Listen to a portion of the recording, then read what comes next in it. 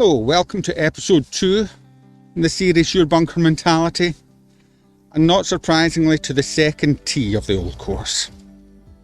Now before we get to the second hole, I'd like to show you over here the famous Ladies Putting Club of St Andrews. The Ladies Putting Club of St Andrews is one of the oldest golfing societies in the world, being founded in 1867. It's nicknamed the Himalayas and can be played as a mini putting course for a couple of pounds by the members of the public.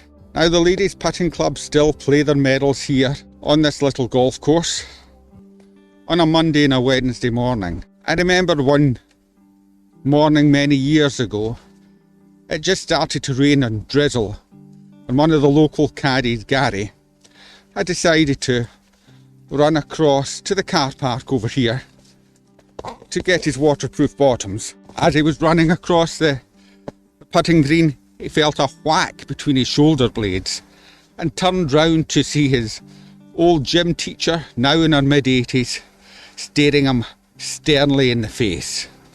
He then got a lecture about not running over the putting green while the ladies' medal was in progress. So, if there's one thing to learn from the Himalayas and from the Ladies Putting Club, is I would never play any of these ladies for money because they have lots of practice around here, and never ever ever run over the ladies' putting green while they've got a medal on.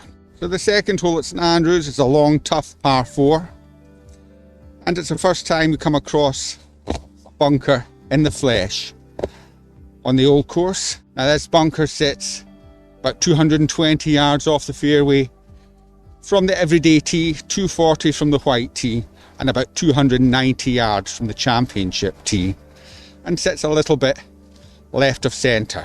You can probably see it looking down in the camera in the distance towards the red flag. Now this is Cheap's bunker. Until before the 2015 Open, Cheap's bunker was hidden from view and invisible, not in a kind of Hazlitt's bunker way, but just because it sat behind a little bit of a mound and in a hollow. Since then, it's been built up and it's now in clear view from the first tee. But you know, golf is a strange counterintuitive game, both mentally and physically. And it's strange that I found that more people find this bunker now that you can see it than did when it was invisible and out of sight. I mean, can you imagine driving your car along a country road and hitting potholes in the road when they were clearly visible more than when they were filled with water? So we'll go up here and have a little look at Cheap's bunker. So Cheap's bunker was named after Sir James Cheap way back in the early 1800s. The town of St Andrews was in a bad state of disrepair, and the town council sold the golf course and the links land to the Erskine family.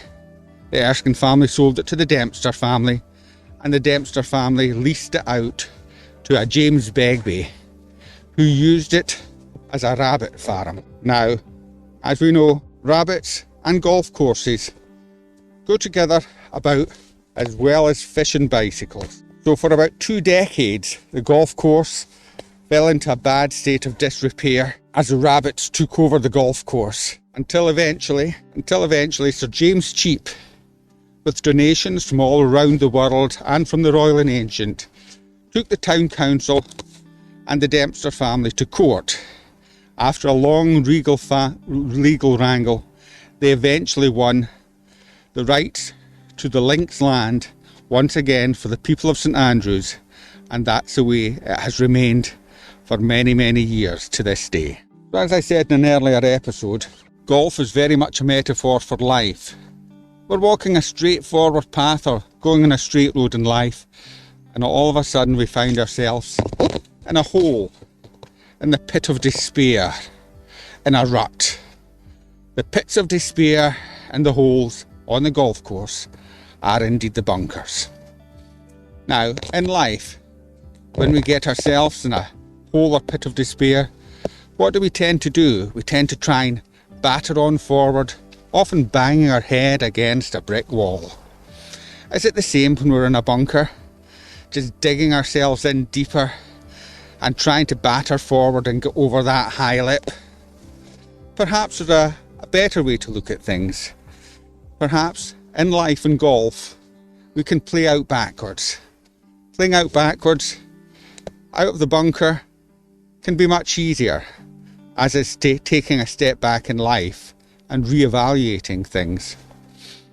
So we could take a step back, or we could play out backwards from the bunker. The other thing we can do is play out to the side, taking a sideways step in life and playing sideways out the bunker. Might not be as threatening to your ego because you haven't really gone backwards, but you have taken a sideways step and re-evaluated the way forward. So in life and in golf, when you find yourself in a pit of despair, in a hole or in a bunker, never think you always have to go forward. Perhaps there could be an easier way, whether it's taking a step back or taking a step to the side, and then re-evaluating things from there. As we walk towards the green, we see two of the newest bunkers at St Andrews. These two fine little bunkers that have recently been freshly revetted in the faces were moved closer to the green before the 2015 Open, giving options for pin positions in behind them to the right side of the green. So we've got two little bunkers here, freshly done, and fine little pot bunkers they are as well. And we also get a little view across the 2nd and 16th green with the humps and hollows to finish. So I hope you've enjoyed this episode of Your Bunker Mentality. Like and subscribe if you want to see more.